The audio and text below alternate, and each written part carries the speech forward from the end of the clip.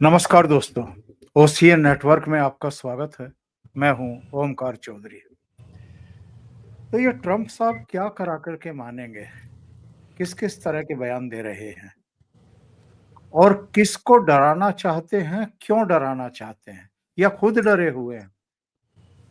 क्योंकि इधर पुतिन साहब ने एक तो ऐसी परमाणु मिसाइल का परीक्षण करने का दावा किया, जो करीब 12,000 किलोमीटर तक उड़ान भरती है और टारगेट को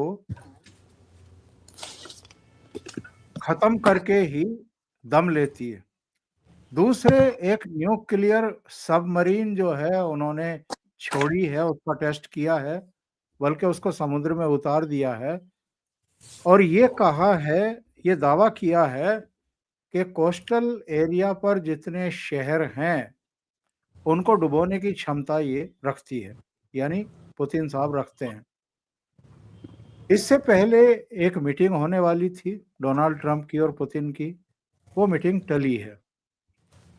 उसके बाद इनके तमाम तरह के बयान आने शुरू हुए। इन्होंने कहा चीन भी टेस्ट कर रहा है, नॉर्थ कोरिया तो कर ही रहा है, रूस भी कर रहा है, पाकिस्तान का नाम भी ले दिया। हाँ, भारत के बारे में कुछ नहीं कहा। तो क्या भारत को कोई संदेश देना चाहते हैं? और भारत को संदेश देने की ज़रूरत क्या पड़ गई? भारत तो इन सब चीज़ों में उलझ ही नहीं रहा है। तो ये क्या है? क्या शिगूफ़ा है? या कुछ तूफ़ानी करने का इरादा है डोनाल्ड ट्रंप का? वैसे उनका जो भी ये टेस्ट वग़ैरह करते हैं, परीक्षण करते हैं, उनका कहना ये है कि अगर इन्होंने आज आदेश दिया है कि परमाणु परीक्षण करना है, एक तो ये 30-35 साल बाद हो रहा है। दूसरी बात, अगर हमें टेस्ट करना ही है, तो इसके लिए तैयारियों में ही कम से कम 36 महीने लग जाएँगे। यानी डोनाल्ड ट्रंप की विदाई का समय आ जाएगा।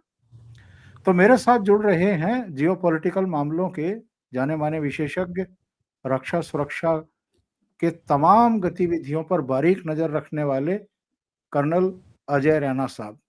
उन्हीं से समझने की कोशिश करते हैं और सीधे जुड़ लेते हैं। अजय जी, बहुत स्वागत है। नमस्कार। नमस्कार, नमस्कार ओंकार जी। आपको दर्शकों को धन्यवाद बुलाने के लिए। बहुत अभिनंदन है आपका। तो जैसे उनके फालतू के दूसरे बयान आते हैं, इसको भी उसी श्रेणी में रखेंगे या इसका कोई मतलब है जो अभी हाल में इन्होंने ये लंबी-लंबी फेंकनी शुरू की है और कहा है कि हम भी परमाणु परीक्षण करेंगे? इन्होंने एक और उसमें लंबी फेंकी कि सबसे ज़्यादा परमाणु हथियार हमारे पास हैं, जो और जो कि फैक्चुअली 150 शायद 150 बार दुनिया को खत्म कर सकते हैं। वो तो ओंकार जी एक बंदे को जिसको तैरना नहीं आता हो, उसको 6 फुट की हाइट हो, उसको 7 फुट पानी में डालो, उसने डूबना ही है, फिर वो 7 हो कि 14 हो, वो बच नहीं सकता। वो तो खैर ये इनकी बातें हैं। नंबर्स में रशिया के पास ज़्यादा वेपन्स हैं और क्योंकि रशिया और चाइना अगर आप एक साथ मिला लें और क्योंकि यूएस उनको मानता है कि वो उसके एडवर्सरी हैं, तो यूएस कहाँ खड़ा होता है हम खुद इमेजिन कर सकते हैं।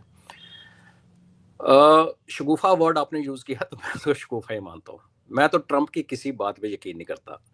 इनफैक्ट अगर कल ये कहीं स्पेशली बोल देना कि मैं राष्ट्रपति हूँ यूएसए का, तो मैं शायद गूगल करके चेक कर लूँ कि कहीं निकल तो नहीं गया। 5 मिनट पहले अब दावा कर रहा है। ये वही बंदा है जिसने पिछली बार इलेक्शन हारने के बाद भी जाने से मना कर दिया था, आपको याद होगा वो कितना गदर मचा था। लेकिन हाँ, क्योंकि हम सब अपनी असेसमेंट रखते हैं, अपने हिसाब से इसको देखते हैं, तो ये भी कहना कि बिल्कुल ही कुछ नहीं है, वो भी एक गलत होगा। तो मिनिमम पॉसिबिलिटी तो ये है कि शगुफा है और उसके एक स्टेप ऊपर आओ, थोड़ा भी जैसे ऊपर थोड़ी इज्जत बढ़ाते हैं, आपकी प्रेसिडेंट है वो सुपर पावर की। तो दूसरा ये है कि इसको देशों के नाम ही कितने आते हैं। नॉर्थ कोरिया गया हुआ है, चाइना ये गया हुआ है, भारत का नाम इसलिए लिया कि हम मुंह पे थप्पड़ मार देते हैं पाकिस्तान। तो मुझे लगता नहीं, जैसे वर्बल जैसे आप और मैं बात कर रहे हैं ना, अगर आप मुझे सडनली बोलेंगे 10 देशों के नाम गिनाओ, तो हो सकता है मैं 4-5 देशों के बाद चुप हो जाऊं, बिकॉज सोचना पड़ता है।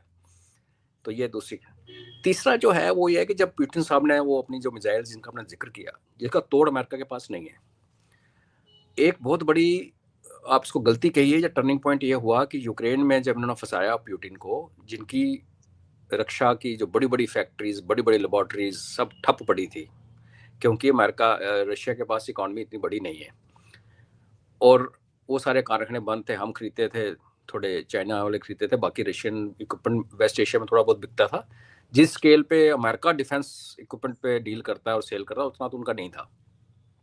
जैसे यूक्रेन हुआ और पूरा नेटो उनके आगे सामने खड़ा हो गया, उनके सारी फैक्ट्रीज धड़ाधड़ भी बननी शुरू हो गई, लेबोरेटरीज, रिसर्च वर्क। कहते हैं ना कि जब ज़रूरत है तो जननी आविष्कार की जननी होती है ज़रूरत। तो वो हुआ क्या कि उन्होंने एक ऐसी मिसाइल खड़ी कर दी जिसकी प्रोपल्शन ही न्यूक्लियर है। इनफैक्ट ये आने वाले दिनों में हमारे जो यंग दर्शक हैं वो देखेंगे कि शायद हम ऐसी वाली टेक्नोलॉजी स्पेस में यूज़ होगी। शायद हमारे, जैसे आपने मूवी देखी होगी, वो थोड़ी एस एस गोफी वाली मूवी थी अक्षय कुमार की, जब हमारी वो पहुंच नहीं रहा था हमारा यान, तो वो लाइक एलपीजी की गैस जैसे गर्म करके, अपना मूवी क्या नाम था उस मूवी का जो परीक्षण पे थी। तो ऐसे वाली चीज़ों को ओवरकम करने के लिए अनलिमिटेड आपके पास प्रोपल्शन मिल जाएगी अगर ये टेक्नोलॉजी अगर इतनी मैच्योर होगी। तो उधर रशिया वहाँ पहुँच गया। जो उसकी कोस्टल शहरों का जो थ्रेट है, ये मैं कल भी किसी प्रोग्राम पे कह रहा था कि क्या फ़र्क पड़ रहा है ओमकार जी, कि अमेरिका ने हमेशा अपने घर से दूर, एक तरफ पैसिफिक ओशन, एक तरफ अटलांटिक ओशन, उसके पार इसने हमेशा गदर मचाया। इसको उससे लड़ा दो, उसको समरवा दो, ये कर दो, वो कर दो। अभी इसके जो प्रतिद्वंदी है ना, चाहे जो एडवर्सरी है, वो अब लड़ाई इसके घर लेके जा रहे हैं। हम जब वेनेजुएला की बात करते हैं, जब हम कोलंबिया की बात करते हैं, जब हम लैटिन अमेरिका में ब्राज़ील की बात करते हैं, तो क्या हो रहा है कि अमेरिका के पड़ोस से जिसको गारंटी लेता था कि ये तो कुछ नहीं है ना, जैसे हम बांग्लादेश को गारंटी लेते थे कि बांग्लादेश क्या कर लेगा। आज भी वो कुछ नहीं कर सकता, लेकिन बांग्लादेश में एक थ्रेट तैयार हो रही है। तो जब आपको दिख रहा है लड़ाई आपके घर के पास आ रही है और आपका जो मेन नंबर 1 एनिमी है, वो कह रहा है कि उसके पास ऐसी मिसाइल्स हैं कि दुनिया के किसी कोने पे भी पहुँच सकती हैं, तो फिर आप क्या बोलोगे? आपने तो वो काम किया नहीं। आपने अपनी वारंटी उस लेवल पे लेके गए नहीं। आप वो करने लग पड़े बिजनेस। टैरिफ डाल दो, टैरिफ डाल दो, H1B वो बंद कर दो, जो अच्छे लोग हैं उनको मत आने दो। इस ड्रामे में उलझ गए। तो फिर आप क्या बोलोगे? आप आ जाकर यही बोलोगे कि मेरे पास टॉम हॉक है, मेरे पास ये है, वो जो पुराना सब जाने जाने जोड़ी, कोई नई चीज़ तो इनके पास नहीं है। इनफैक्ट हमारी ब्रह्मोस जो है, जो अगेन रशिया की कोलैबोरेशन में बनी है, वो इनकी बहुत सारी मिसाइलों से एडवांस्ड है। इन अमेरिका की कोई मिसाइल हमारी ब्रह्मोस को इंटरसेप्ट नहीं कर सकती। ये तो हमारे साथ इनका हाल है।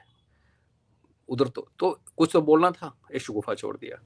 और थोड़ा ऊपर चले तो ये है कि जो किराना हिल वगैरह की बातें आई थी शगाई हिल में कि पाकिस्तान का नुकसान हुआ, अब हम समझते हैं कि सबको पता है कि न्यूक्लियर डिवाइस जो होते हैं वो इकट्ठे नहीं रखे जाते एक जगह, क्योंकि जो कंपोनेंट्स होते हैं, एक उसका प्रोपल्शन सिस्टम होता है, एक उसको आप वॉरहेड कहते हैं जो कि नुकसान करता है, और जो प्रोपल्शन सिस्टम उस चीज़ में होता है जो उसको लेके जाता है, कैरियर होता है, जैसे कोई मिसाइल होगी या कुछ हो गया। तो किराना हिल में जब ये बात हुई और जब जो उनका रिएक्शन आया, जो इजिप्ट से वो एक केमिकल लेके आए, रेडियो एक्टिविटी वाला जहाज ऊपर चक्कर लगाने लगा, तो उस टाइम ये क्लियर हो गया था कि यहाँ पे परमाणु विस्फोट नहीं हुआ है, बिकॉज इकट्ठा नहीं रखा हुआ था माल, लेकिन जो उनके वॉर हेड्स थे, जो परमाणु मटेरियल था, उसका कुछ नुकसान अंदर हुआ है, क्योंकि उसके बाद किराना को सील भी किया गया। स्पेकुलेशन थी थोड़ी, हमारी सरकार में भी पीछे हट के बोला, अच्छा, हमारे एयर ऑपरेशन के चीफ ने कहा कि अच्छा हमें तो पता ही नहीं, उन्होंने मुस्कुराते हुए कहा। लेकिन कई लोगों ने उसको पकड़ लिया कि जब एयरफोर्स को नहीं पता तो हम जैसे लोगों को पता, तुम्हें क्या पता यार, तुम्हारी एयरफोर्स को नहीं पता। ये नहीं, अभी वो जो उसमें सार्केज्म था, जो उसमें व्यंग था, उसको अलग कर दिया और हमारे चढ़ना शुरू हो गए। वो नैरेटिव में मार खाते हैं। अगर ऐसा है तो आप ये देखिए कि अमेरिका का पाकिस्तान के अंदर परमाणु एसेट होना कितना ज़रूरी है, अगर वो रशिया और चाइना के साथ कल को परमाणु युद्ध लड़ना चाहता है तो। क्योंकि अगर युद्ध हुआ ओमकार जी, जब भी हुआ, अमेरिका के पास कन्वेंशनल लड़ाई लड़ने की शक्ति नहीं है, नहीं लड़ पाएगा ये 7-8 दिन के बाद। और हमारे कई लोगों की असेसमेंट ये है कि हो सकता है 3 या 4 दिन के अंदर ही न्यूक्लियर वेपन्स एक्सचेंज होना शुरू हो जाए, चाहे वो टेक्टिकली हो। तो उस आप ऐसी एक सिचुएशन क्रिएट कर रहे थे कि आपने चाइना और रूस के पड़ोस में आपने एक हीरा मंडी उठाई, उसके अंदर अपना अपना सामान रखा कि कल को यहाँ से फायर होगा। तो जैसे इसने कहा था मुल्ला मुनीर ने कि भारत पे जो अगली कार्रवाई होगी उनका ईस्ट से होगी। बेसिकली क्या होता है, कर पाकिस्तान रहा है, आएगा कोई नेपाल से या बांग्लादेश से, तो फिर हमें टाइम लग जाएगा ये प्रूव करने के लिए इसको ISI पाकिस्तान ने भेजा। हम पूरा फोकस उन कंट्रीज पे लगा देंगे जहां से बंदा अंदर आके हमारे में गदर करेगा। तो सिमिलरली अगर अमेरिका ने उस लड़ाई से दूर रह के इनको बढ़ाना है, और जैसे वो हमसे भी चाहता था ना कि हम चाइना से भिड़े, और अगर हम मान जाते तो हमें भी न्यूक्लियर पावर देता, अपने न्यूक से यहाँ भी ले आता, हमारे पास ऑलरेडी अपने हैं। तो ये नेक्स्ट लेवल है कि जब उसका जो प्लान, जो उसका क्षति हुई, जो मटेरियल उसकी क्षति हुई, या जैसे कि लोग कहते हैं कि सऊदीज ने कुछ वहाँ खरीद के रखा हुआ था, अमेरिका के कहने पे पाकिस्तान से ले लिया गया था, उसको रिप्लेनिश करने के लिए इनको नए डिवाइस बनाने पड़ेंगे। उसके लिए हो सकता है टेस्ट कर रहा हो। तो इसमें बहुत सारी लेयर्स हैं, जिसको किसी भी लेयर को आप बिल्कुल साइड पे नहीं रख सकते, मगर किसी भी लेयर को आप बिल्कुल आंख बंद करके, ट्रंप जब बोल रहे हैं ना, तो उसको आंख बंद करके आप मान भी नहीं सकते। तो बड़ा कॉम्प्लेक्स, हम बड़े कॉम्प्लेक्स टाइम पे रह रहे हैं ओमकार जी, आपको पता है। तो ऐसे में ऐसे एक, वही मैं हमेशा कहता हूँ, एक super power, so called super power जो है, उसका प्रेसिडेंट ऐसे लूज स्टेटमेंट दे, आप ये कहना चाहते हो कि मैं न्यूक्लियर टेस्ट शुरू करवा रहा हूँ, बिल्कुल कीजिए, जैसे आपने कहा उनके विदाई समारोह में आप कर लो। आपका क्या मतलब है ये कहना कि पाकिस्तान कर रहा है? इसका मतलब ये है कि आपने जो दुनिया में पावर जो संभाल रखी है, ये आपकी रिस्पॉन्सिबिलिटी भी तो है ना, कि कोई बंदा गलत तरीके से टेस्ट ना करे। नॉर्थ कोरिया के पास कौन सा लाइसेंस है टेस्ट करने का? वो तो रिकॉग्नाइज न्यूक्लियर पावर भी नहीं है। वैसे तो हम सब जानते हैं कि इसराइल ने किया हुआ है, साउथ कोरिया के पास कैपेबिलिटी है, जापान के पास कैपेबिलिटी है, ईरान के पास कैपेबिलिटी, हम सबको पता है। वो आप और हम बात करते हैं, चल जाता है। एक इतनी बड़ी पावर का बंदा बैठ के एक स्टेटमेंट दे, और फिर लास्ट लेवल उसका ये है कि ये हमें भी एक धमकी हो सकती है कि भाई देखो, पाकिस्तान को तुम ये मत सोचो कि तुमने तोड़ ताड़ के साइड पे कर दिया, अगर तुम पंगा लोगे तो हो सकता है पाकिस्तान रिटेलिएट करे। अब देखो, धमकी तो दे सकता है, वो हमें पता है कि जब पाकिस्तान के कैरियर और वॉर हेड अपने से मिले भी नहीं होंगे, उससे पहले हमारी स्ट्राइक हो जाएगी, जो कि किराना पे हुई। तो ये ऐसे वाले काफ़ी सारे इसके पॉसिबिलिटीज़ हैं। ओवरऑल मैं उसकी बातों का यकीन नहीं करता। आज अगर आप कहें कि पाकिस्तान टेस्ट कर रहा है और हमें नहीं पता, ओमकार जी, दुनिया में 327 ऐसी ऑर्गेनाइजेशन और ऐसी स्टेशन हैं जो न्यूक्लियर एक्टिविटी को मॉनिटर करती हैं। 327 सैटेलाइट्स उसके अलावा हैं। मैं ग्राउंड बेस्ड स्टेशन की बात कर रहा हूँ। कुछ अर्थक्वेक के उसको मॉनिटर करता है, कोई इसकी रेडियो एक्टिविटी को मॉनिटर करता है। 327 पूरी दुनिया में फैले हुए हैं, इसलिए फैले हुए हैं कि कोई करे ना चोरी चोरी।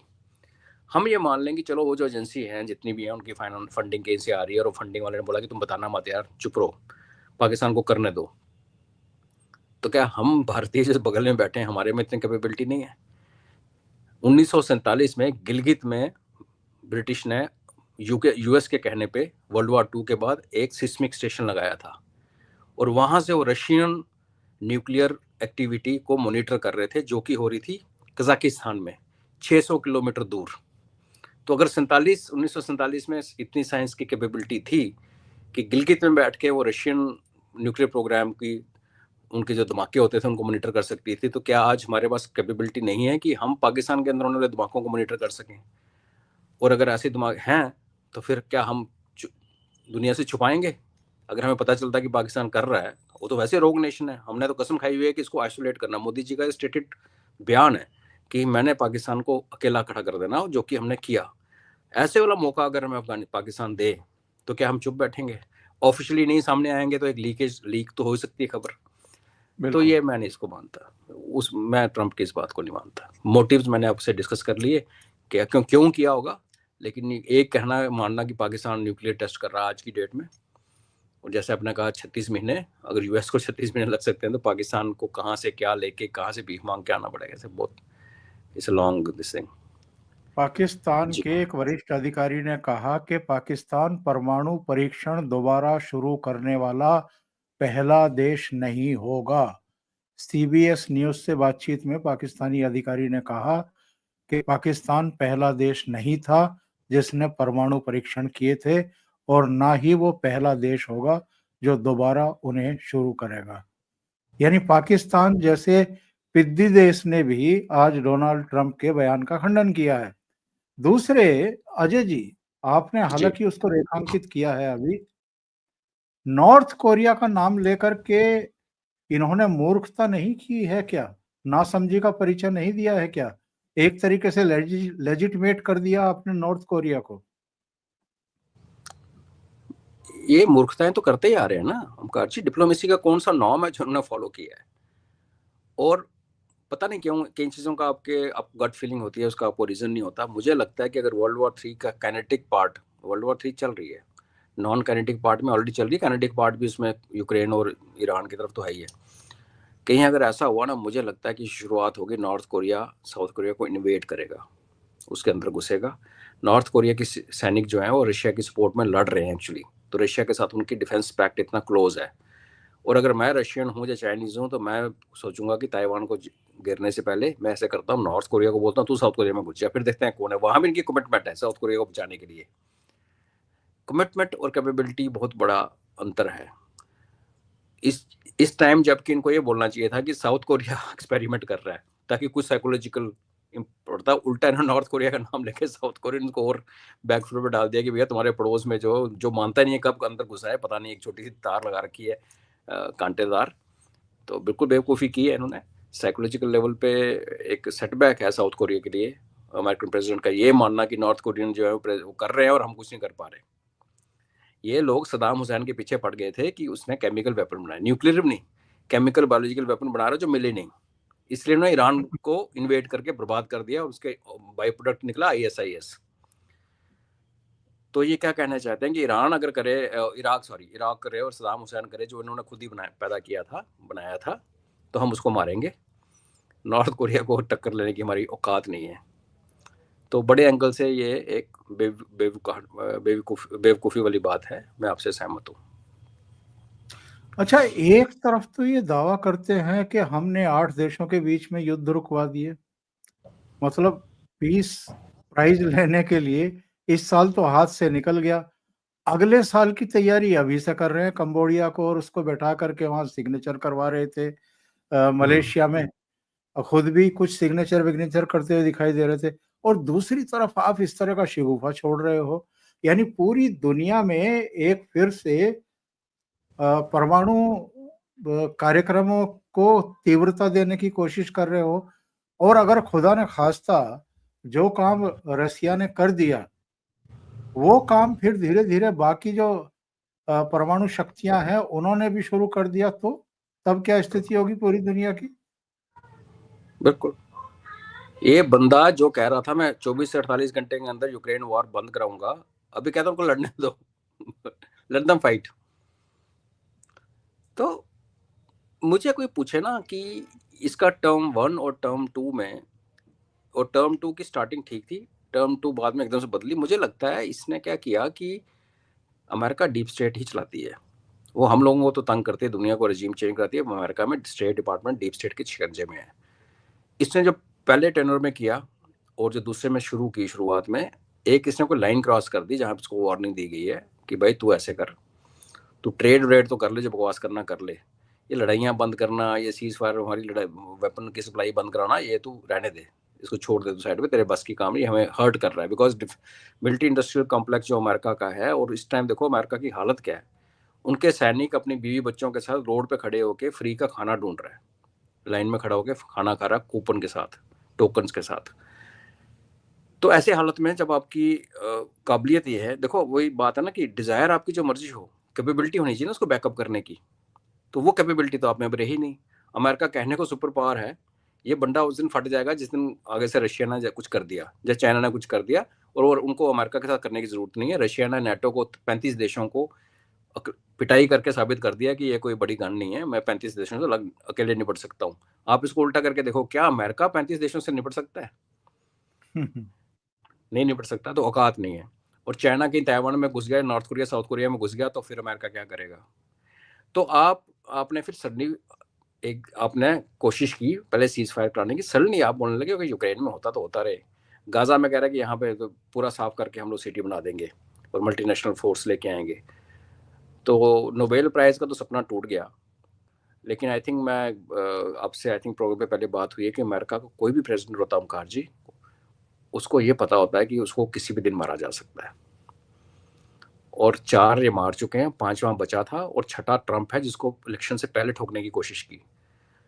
कोई उस दिन मुझे कह रहा था कि हो सकता है वो स्टेज मैनेजमेंट हो वोट लेने के लिए, तो मैं क्या, मैं फौजी हूँ, मैं आपको एक चीज़ लिख के दे सकता हूँ कि जिसके स्किन को टच करके गोली निकल जाए वो स्टेज मैनेजमेंट नहीं हो सकती।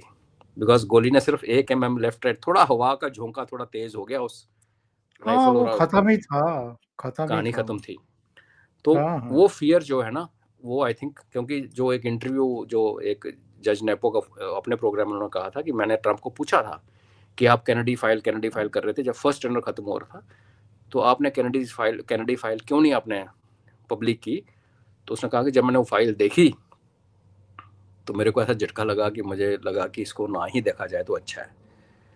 तो फिर जब चार्ली किर्क को मारा गया, आप देखिए लड़ाई संबंधी जो पीस का जो भाषण इसका खत्म हुआ, जब ये चार्ली किर्क ठुका, एकदम से इसने अभी ठीक है लड़ने दो, उसे सिग्नल कहीं से मिल गया। अब इजरायलीज ने दिया, जिसने भी दिया, तो अमेरिका के अंदर की बहुत बुरी स्थिति है। प्रेसिडेंट का एक वो फियर साइकोसिस कह लीजिए, या उसके एक राइट हैंड बंदे को उड़ा देना। अब उसकी वाइफ को लेके आ रहे हैं। आपका वाइस प्रेसिडेंट है, वो हिंदू वाइफ को कहती है हिंदुज्म छोड़ो, और दूसरी एक लड़की से और उसका चक्कर एक्सपोज हो रहा है, वहाँ उसको और चक्कर चल रहा है। तो आई मीन ये पता नहीं किस में क्या लगे हुए हैं, क्या करेंगे। बर्बादी का टाइम है, और इस बर्बादी का जिम्मेवार ट्रंप बहुत हद तक हुआ है। और अभी एक खत रुका थोड़ी है ओमकार जी, आने वाले दिनों में हम इसके बारे में बातें करते रहेंगे। ये गदर कराएगा, तीसरी लड़ाई लगवा के छोड़ेगा, और वो बर्बादी होगी। उसमें कौन बचेगा कौन चलेगा वो बात की बात है। ये लोग तो बहुत बड़े एक उस मिशन पर निकले हैं बर्बादी के। और उसको अगर बिल गेट का जो मिशन था डीप स्टेट के साथ कि दुनिया की पॉपुलेशन को आधे से 3 कम करना चाहिए, तो वो सब जब डॉट आप जोड़ते हो तो फिर लगता है यार वही कहानी है। जी सॉरी, आप कुछ कह रहे थे। ये एक्चुअल में मैं ये कह रहा था कि इनको हुआ क्या है। जैसे इनका एक बयान आया है कि नाइजीरिया में ईसाई मारे जा रहे हैं, तो ये रिलीजियस आइडेंटिटी के लिए क्यों जा रहे हैं, क्या जरूरत है? ये जो एक अमेरिका की अपनी फितरत एक पहचान रही है, ये तो उसके भी एकदम यू टर्न हो रहे हैं एक तरीके से। ओमकार जी, जब ये इलेक्ट होके आए थे और हम काफ़ी लोग हम खुश थे एक्चुअली, बाइडन के बाद हमें लगा कमला हैरिस के बाद, तो उस टाइम बातें क्लियर हुई थी कि इसकी जो फंडिंग इस बार हुई थी वो चर्च ऑफ इंग्लैंड से हुई थी। इसके इलेक्शन में चर्च ने बहुत हैवली इसको फंड किया है। और दूसरा एंगल देखने का ये है कि नाइजीरिया में हमारी आई थिंक 5 की 6 बिलियन इन्वेस्टमेंट हमारी अपनी खुद की है। चाइनीज इन्वेस्टमेंट अलग से है। तेल का भंडार है नाइजीरिया, उसके ऊपर बैठा हुआ है वो। तो इसको दोनों एंगल से देखा जा सकता है कि एक जहाँ पे हम एक ऑल्टरनेट ढूंढ के बैठे हुए हैं और हम नहीं डिपेंड होना, हम अमेरिका से नहीं खरीदेंगे। अगर आप चलो ठीक है रशिया और ईरान बिल्कुल ही बंद ही कर दो, लड़ाई भी लगा दो। भारत क्या प्लान कर रहा है? भारत एक्चुअली ये नहीं प्लान कर रहा कि हम अमेरिका से जो खरीदने का प्रेशर है उसको नहीं खरीदेंगे। भारत ये प्लान कर रहे हैं कल को यहाँ युद्ध शुरू हो गया और रशिया, अमेरिका, चाइना, ईरान सब उलझ गए, तो हमने अपनी एनर्जी कहाँ से लेनी है? तो हम उन इलाकों में जा रहे हैं जो कि युद्ध के क्षेत्र से बाहर होंगे, आज की डेट में लग रहा है। और इन्हीं इलाकों में चाइना ने भी डीप अपनी स्टडी के बाद इन्वेस्टमेंट कर रखी है। तो सूडान में कुछ हो रहा है, उसको मारने के लिए नाइजीरिया में बेसिस हैं, तो भैया हमारे पाकिस्तान के बेसिस हैं, आपने पाकिस्तान को तो भी मारा नहीं, है ना? और ज्यूज को मार के पाकिस्तानी आके बॉम्बे में, तो आपने क्या कर लिया? तो ये सिलेक्टिव जो है, ये जो रूप क्यों बदला है, इसके पीछे चर्च है। और जिस दिन आया था ये क्लियर था कि इसको सबसे बड़ी फंडिंग चर्च से हुई है। तो क्रिश्चियनिटी के ऊपर आप जेडी वांस देखिए ना, वाइस प्रेसिडेंट क्या बोल रहा है अपनी बीवी को, तो हिंदू छोड़ दे, हिंदुज्म छोड़ दे। तो ये चुन के लाए गए हैं। तो end of the day Omkar ji, ये एक जो जिसको हम पॉलिटिकल वॉर देख रहे हैं, ये बेसिकली आज आकर रिलीजियस पॉलिटिकल वॉर बनेगी, जिसमें एक मुस्लिमों का धड़ा जिन्होंने इनको यूज भी वेस्ट ने बड़ी सालों से, ऑलमोस्ट 1945 के बाद मुस्लिम्स को हमेशा टूल की तरह यूज किया है। आप एक मुस्लिम देश के अच्छे कर रहे हो और मैं दूसरे मुस्लिम देश वाला हूँ, मेरे को आपसे बिठा देंगे, आपको मेरे से बिठा देंगे, ईरान से इराक को। और अब नाम लेके देखिए, वेस्ट एशिया में जो हुआ गदर मचा, सारे हर चीज में अमेरिका का हाथ, इंक्लूडिंग सीरिया, जहाँ पे एक तरफ अमेरिका टर्की की सपोर्ट कर रहा है, एचटीएस की सपोर्ट कर रहा है, दूसरी तरफ कुर्द के साथ बैठा हुआ है और वहां से तेल निकाल रहा है। आईएसआईएस ने जितना तेल अमेरिका को बेचा चोरी करके लोगों का, उसका हिसाब ही नहीं। तो ये आज आकर गेम, मुझे लगता है कि जैसे वो हमारी अपनी जो फैमिली, हमारी जो अभी लोग तो ग्रंथ की बात करते हैं, काल की अवतार की बात करते हैं, हमारी लैंग्वेज में अपनी कम्युनिटी में एक बड़ा पुरानी कहावत हमारे बुजुर्ग सुनाते थे कि ना चढ़सी बीसा ना मोहम्मद ना ईसा। चढ़सी मतलब चढ़ेगा इन आर लैंग्वेज, और बीसा वाज नॉट अंडरस्टूड। उसमें एक रिकॉर्डेड है हमारी भविष्यवाणी कि ना मोहम्मद बचेगा ना ईसा बचेगा, मतलब इनके लोग नहीं बचेंगे, आपस में लड़ेंगे। और वो बीसा कौन था वो समझ नहीं आया कि क्या वो 20वीं शताब्दी थी जब 2020 था। वो अभी तक डिसाइफर को नहीं कर पाया। अब वो पता नहीं वो हमारे विक्रमी वाला वीसा था कि इनका वाला वीसा, वो इशू भी है। लेकिन जैसे आपका सवाल से आज जिक्र उठा तो मेरे को भी ऐसा वो चीज़ याद आ गई। बचपन से हम सुनते हैं, ये पुरानी हमारे बुजुर्ग बोलते हैं कि ये होना है एक दिन, और वो लग रहा है कि क्लैश ऑफ सिविलाइजेशन जिसको कहते हैं, बुक्स भी हैं इसके ऊपर, वैसे वाले हालात बनने, और फिर उसमें चर्च एक अपना रोल प्ले करेगा। क्योंकि आप देखिए पूरा इस्लामिक वर्ल्ड ने यूरोप को इन्वेड कर दिया है। चर्च का जो स्ट्रॉन्ग होल्ड है वो यूरोप में है। अमेरिकन कौन है? अमेरिकन तो यूरोप से उठ के गए ना, तो बिल्कुल। उनके हाथ से निकल रही है पावर। अगर फ्रांस आज मुस्लिम हो रहा है, यूके प्रैक्टिकली लंदन मुस्लिम हो चुका है, न्यूयॉर्क का मेयर एक मुस्लिम बनने जा रहा है उसका नाम नीचे, तो ये जब क्लैश ये ऑफ लंदन जब ये लंदन की यात्रा पे आए थे, जी इन्होंने लंदन के मेयर को अपने भोज से निकलवा दिया था। नहीं आने दिया था, अब जरा ममदानी को रोक ले। रोक ले। तो ये जो क्लैश ऑफ सिविलाइजेशन कह लीजिए, क्लैश ऑफ फेथ, सुनने में लोगों को बुरा लगेगा बट ये एक पॉसिबिलिटी है। और ये वर्ल्ड वॉर 3 का जो ओवरऑल गैम्बिट बन रहा है उसमें एक बहुत इंपॉर्टेंट पहलू है। ये बहुत अच्छा सवाल, इनफैक्ट आपने, हम लोग नॉर्मली डिस्कस नहीं करते, आता नहीं, ये चर्च वर्सेस इस्लाम, और उसमें हमारे ऊपर उंगलियां उठाई जाती हैं, हमारे ऊपर बकवासबाजी की जाती है, बिकॉज हमने हैंडल किया है सब कुछ। हमारे यहाँ क्रिश्चियंस भी रहते हैं, मिशनरीज भी आगे दरादर कन्वर्ट कर रहे हैं, बगैर चल रहे हैं। हम तो अलग ही चीज़ है ना, हम तो टॉलरेंस के महादेव से भी ऊपर हैं, विष पी के हम घूम रहे हैं। तो उनको ये भी चिढ़ है हमारे साथ, बट इनका आपस में क्लैश ड्यू है, तो इस्लामिक वर्ल्ड इन्होंने भी समझता शायद है कि बिल्कुल, जी इन्होंने शायद रामाफोसा को भी धमकाया था व्हाइट हाउस में कि वहाँ पर जो श्वेत किसान हैं उनकी हत्याएं की जा रही हैं। अब ये नाइजीरिया में ईसाइयों की हत्या को लेकर के कह रहे हैं कि हम हमला कर देंगे, और एक तरीके से ये रिलीजियस आइडेंटिटी के लिए ही जा रहे हैं। और तीसरे, ये जेडी वेंस का बयान कि मुझे आपत्ति नहीं है कि वो हिंदू है मेरी पत्नी, लेकिन मैं चाहता हूं कि वो ईसाई बने। तो किसी लड़की ने शायद किसी कार्यक्रम में उसकी पूरी क्लास ली है और ये कहा है कि आप दुनिया भर की जो प्रतिभाएं हैं उनको सपने दिखाते हैं कि आप अमेरिका आइए और अपने आप को साबित करिए। लेकिन अमेरिका में क्या हो रहा है उनके साथ आज? यही कारण है। इन्होंने मुस्लिम वर्ल्ड को जितना अपनी स्ट्रेटजी का, अपने एक्सपेंशन का, दुनिया में इन्फ्लुएंस का टूल बनाना था, बना लिया। और चाइना ने क्या किया कि चाइना जब अफ्रीका में घुसा, अफ्रीका में बहुत सारे इस्लामिक मुल्क हैं जो कन्वर्ट हो गए हैं, तो वो घुसा है, लेकिन उसने अपने घर के अंदर यूगर्स को दबा रखा है। तो यहाँ पे क्लियर कट एक लाइन से ड्रॉ होती है कि इस्लामिक वर्ल्ड अभी अलग हो गया, उसको सपोर्ट नहीं करता चाइना, ना रशिया करता है, बिकॉज रशिया में भी धमाके हुए हैं और चाइना और बाकी लोग भी जो फंडामेंटल इस्लामी से को जुड़ना नहीं चाहता। लेकिन इस्लामिक कंट्रीज अपने आप में बहुत बड़ा ग्रुप है, और वो जो ग्रुप जो है वो उस कॉम्प्लेक्स में रहता है कि हमें हमारा कुछ नहीं है, हम तो गरीब हैं, हमारे तो बच्चों के लिए 15-15 बच्चे पैदा कर लेते हैं, फिर उनको खाने के लिए नहीं मिलता, फिर उनको एक्सप्लॉइट किया जाता है। चाहे ISKP में भर्ती कर ली, HTS में भर्ती कर ली। पाकिस्तान की एग्जाम्पल देखें आप, पाकिस्तान के लोग ईरान के लिए भी लड़ते हैं और ISKP के लिए भी लड़ते हैं।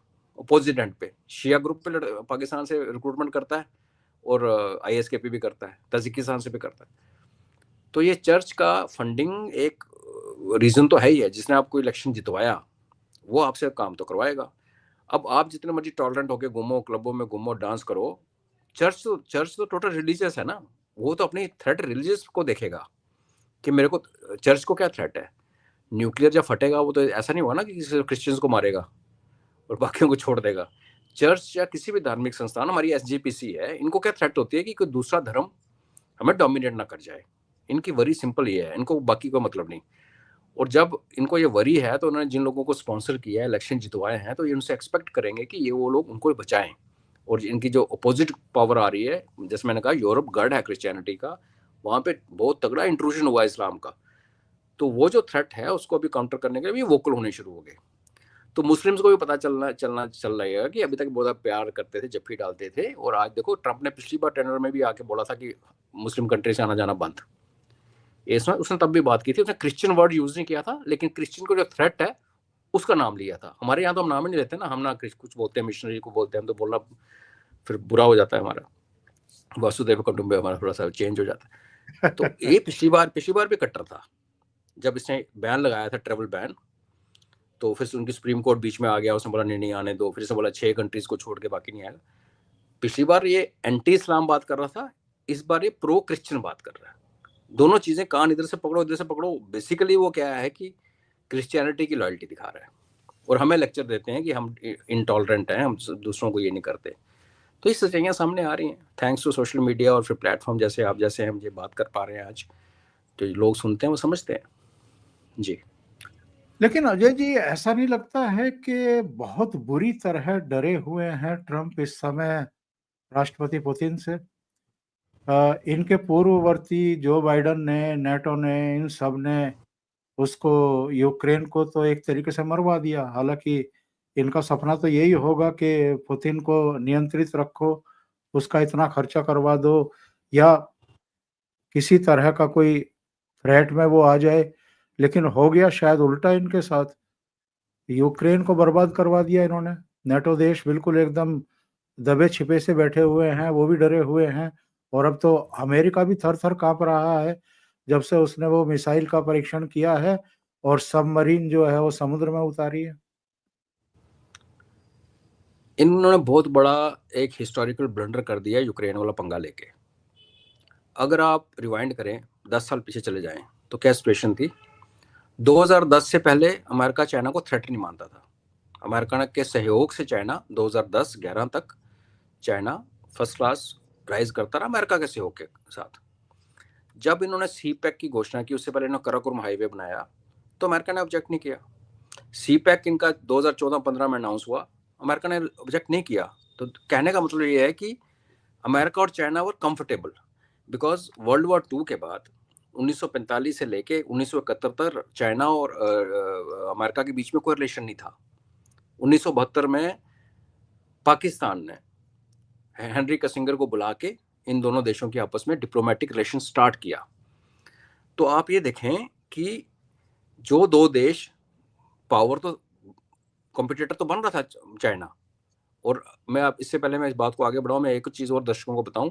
वर्ल्ड वॉर 2 के बाद जबकि ब्रिटिश राज कर रहे थे, लेकिन सबको पता है कि राज खोखला हो चुका है, जैसे आप कह रहे हैं ना कि डर रहा है बिकॉज अमेरिका अंदर से खोखला हुआ है। अब एक चिंगारी की जरूरत है और अमेरिका का पूरा सुपर पावर का जो स्टेटस है वो गिर के चकनाचूर होने वाला है।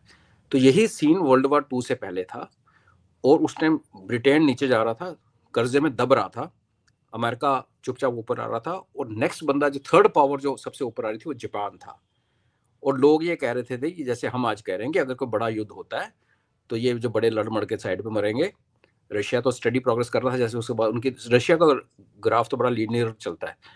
तो Japan will be among the world powers.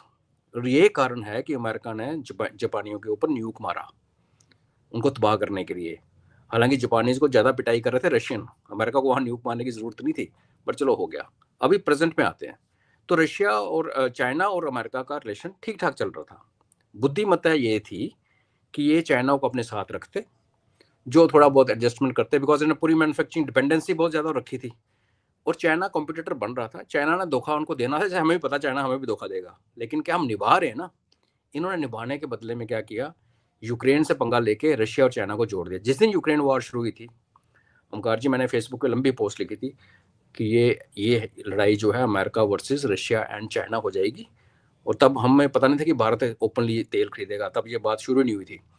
और ये दोनों जो पावर्स हैं मिलके अमेरिकन को कंट्रोल नहीं कर पाएगा, बिकॉज अकेले शायद वो रशिया को भी निपट लेता, अकेला चाइना को भी संभाल लेता, लेकिन जब दोनों को आप जोड़ के बैठते हो, रशिया की इकोनॉमी छोटी है तो चाइना की इकोनॉमी बहुत बड़ी है। रशिया के पास सबसे बड़ी ज़्यादा मिलिट्री इंडस्ट्रियल कॉम्प्लेक्स है, चाइना के पास अपना भी मिलिट्री इंडस्ट्रियल कॉम्प्लेक्स है। तो इनकी बुद्धिमत्ता ये थी कि ये चाइना को अपने साथ रखते और 5-7 साल चलाते और रशिया की जड़ें काटते, जैसे यूएसएसआर की जड़ें काटी थी और उसको तोड़ दिया था। आज भी रशिया के अंदर, प्रेजेंट डे रशिया के अंदर फॉल्ट लाइंस हैं जिनको तोड़ा जा सकता है, जैसे हमारे अंदर फॉल्ट लाइन की लोग बातें करते हैं, दक्षिण की बात करने लगते हैं, ईस्ट की बात करने लगते हैं। ये बहुत बड़ा ब्लंडर था। इस ब्लंडर ने यूक्रेन, अगर अमेरिका के खत्म होने में और एक नया पावर ब्लॉक उभरने में यूक्रेन एक टर्निंग पॉइंट माना जाएगा। वो बाइडेन ने किया, हम मानते हैं ट्रंप से पहले हो गया, लेकिन वही डीप स्टेट तब भी थी, वही डीप स्टेट आज भी है, उसको ओबामा तब भी कंट्रोल करता था, आज भी ओबामा पीछे से चला रहा है। तो ये ये एक हिस्टोरिक ब्लंडर हो गया। चाइना और रशिया को उन्होंने जोड़ दिया, और रशिया और चाइना के बीच में लैंड डिस्प्यूट था, दोनों की आपस में बनती नहीं थी। आज ये हो गया कि रशिया का अपना चाइना का तेल बंद किया तो रशिया ने पाइपलाइन खोल दी, पहले एक खोली अब दूसरी भी खुल गई, तेल की वहां हो गई। रशिया को पैसा चाहिए था, चाइना पे कर रहा है, फिर ब्रिक्स बन गया, फिर RIC बढ़ने लगी, और अब डॉलर को मरने का टाइम आ गया। तो इन सब की जो शुरुआत है रिसेंट पास्ट में, वो यूक्रेन का पंगा था जो इनको नहीं लेना चाहिए था। बहुत बड़ी गलती कर दी उन्होंने। और अजय जी ये ब्रिक्स को सही नियंत्रित करना चाहते थे। ब्रिक्स के दरवाजे के बाहर तो बहुत सारे देशों की अब क्यू लग गई है, वो मेंबरशिप चाहते हैं। दूसरे, ये अलास्का में पुतिन को बुला करके जो ये RIC की आपने बात की है, ये तीनों देश एकजुट हो गए थे जब प्रधानमंत्री जापान यात्रा के बाद चीन पहुंचे थे। तो बहुत ही बढ़िया रिलेशन और संबंध आपस में बहुत नॉर्मल एक तरीके से वो दिखाई दे रहे थे, जिससे ट्रंप हिल गया। उसके बाद जैसे अलास्का में मीटिंग हुई, कोशिश हुई थी कि पुतिन को किसी तरीके से मनाया जाए, चीजों को सुलझा लिया जाए, वहां बात बनी ही नहीं। बॉम्बर 2 भी उड़ा लिए, सारे काम कर लिए। इसके बाद साउथ कोरिया में जाकर के शी जिनपिंग से मीटिंग करना कि कुछ रियायतें दे दो, और वो सोयाबीन खरीदने के लिए तैयार है, तो फिर से एक कोशिश करो कि भाई संबंधों को बहाल किया जाए। यानी तीनों देशों का जो ये एकजुटता है, इसको किसी तरीके से भेदने की कोशिश। लेकिन पहली बार हो रहा है कि तीनों देश इकट्ठा ही हैं, अभी तक तो इकट्ठा है, वो इनकी चालबाजी में आ नहीं रहे हैं। ये भी इनको एक झटका है। बिल्कुल ओमकार जी, अलास्का पहले हो गया था, SCO उसके बाद हुआ। और जब पुतिन साहब अपने हमारे प्रधानमंत्री जी को अपनी कार में बिठा के 50 मिनट बात की, तो उनका जब पूछा गया था, उन्होंने कहा था मैंने उनको बता रहा था कि अलास्का में क्या गपशप हुई, वो बता रहा था। जी जी जी। तो ये बिल्कुल समझने वाली बात है ओमकार जी कि जब आप इंटरनेशनल लेवल पे एक दूसरे से डील करते हो, और खास करके जब आप राइज कर रहे हो और दूसरे भी आपके साथ राइज कर रहे हैं, तो ये कोई 7 फेरों का बंधन नहीं है, ये एक अरेंजमेंट होता है जब आप एक दूसरे के साथ चल लेते हो। जैसे हम चाइना से जितना मर्जी नफरत करें, चाइना हमसे नफरत करे, फैक्ट रिमेन्स कि जितनी दुश्मनी चाइना और अमेरिका आपस में पाल सकते हैं, उतनी हम नहीं पाल सकते, बिकॉज हम नेबर्स हैं। और ये भी फैक्ट है कि जिस दिन अगर हमारी लड़ाई हुई, जितना हम एक दूसरे का नुकसान कर सकते हैं कन्वेंशनल वेपन के साथ, उतना अमेरिका और चाइना शायद कन्वेंशनल वेपन के साथ एक दूसरे का नुकसान ना कर पड़े, बिकॉज जियोग्राफिकली वो सेपरेटेड है। तो इन्होंने बड़ी कोशिश की, जब आपने बिल्कुल सही समराइज किया कि आज की डेट में लग रहा है कि हम तीनों जुड़ के चलेंगे, और तीनों में मैच्योर लीडरशिप है। हमें शी जिनपिंग की शक्ल नहीं पसंद आती, बिकॉज उसने एक MOU साइन किया और जो उसने हरकतें की, वो बात ठीक है, हर कंट्री अपना अपना एंगल चलाती है, बट अभी हम निभा रहे हैं। यही मैं बात कर रहा हूँ कि अमेरिका ने अगर ये पंगा, यूक्रेन का पंगा लेने के बजाय अगर चाइना से 10 से 1 साल और निभा लिया होता प्यार से, क्योंकि 2015 तो निभा ही रहा था, तो ये रशिया को न्यूट्रलाइज कर सकते थे, रशिया के टुकड़े हो सकते थे। फिर चाइना और अमेरिका, जिसको G2 लोग कहते हैं, वो शायद बन जाता।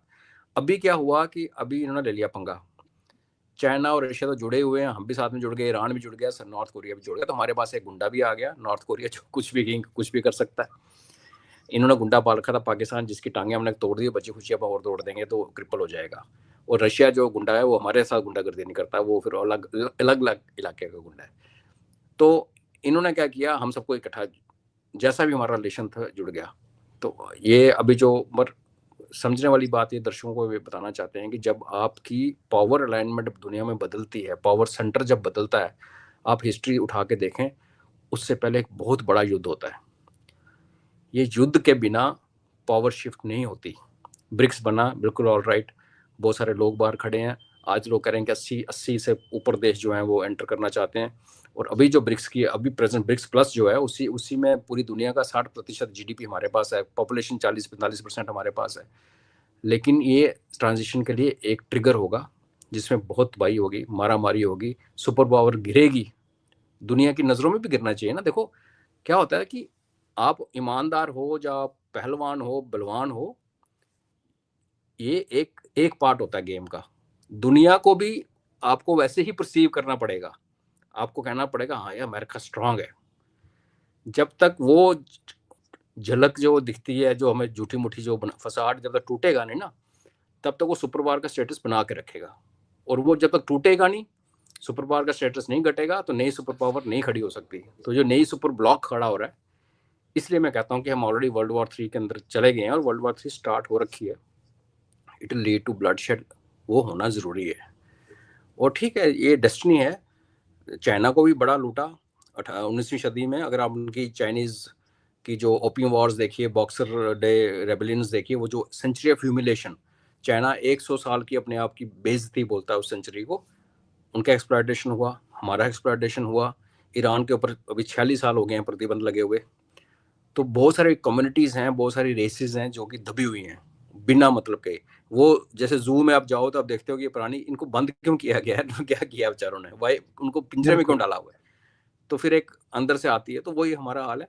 तो कुदरत या नेचर जिसको कहते हैं, वो अपना बैलेंस आउट करेगी। पर हाँ, टर्बुलेंस बहुत होगा। उसके बाद जो बचेंगे तो होपफुली 15-20-30 साल आराम से दुनिया रहेगी। उसके बाद फिर एक को ट्रंप खड़ा होगा, फिर एक शी जिनपिंग खड़ा होगा, फिर एक पुतिन आ जाएगा। ये दुनिया का घटना चक्र तो ऐसे ही चलता है जी। अजय जी, बहुत बहुत धन्यवाद जुड़ने के लिए और बहुत महत्वपूर्ण मुद्दों पर चर्चा करने के लिए। दर्शकों से निवेदन है, आपको ये चर्चा अगर अच्छी लगी है तो लाइक जरूर करें, कमेंट जरूर करें कैसी लगी। और अगर अभी तक आपने ये चैनल सब्सक्राइब नहीं किया है तो सब्सक्राइब जरूर कर लें और साथ में लगे बेल आइकॉन को दबा दें। उसमें भी ऑल वाला बटन दबाएं ताकि आगे आने वाले तमाम प्रोग्राम और वीडियो उनके नोटिफिकेशन आपको जरूर मिलते रहे। अजय जी, बहुत बहुत धन्यवाद आपका। थैंक यू धन्यवाद सो होगा मच। जी। जय हिंद। नमस्ते, जय हिंद। नमस्कार।